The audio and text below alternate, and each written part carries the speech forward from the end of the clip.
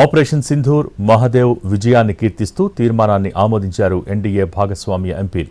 Parliament కాంప్లెక్స్లో ప్రధాని మోడీ అధ్యక్షతన సమావేశం జరిగింది.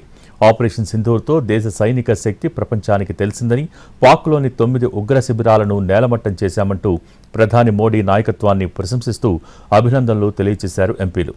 ఈ సమావేశంలోనే అమిత్ షాను ప్రశంసించారు మోడీ. అత్యధిక కాలం కేంద్ర హోంమంత్రిగా అమిత్ షా రికార్డు సృష్టించారని అన్నారు ప్రధాని.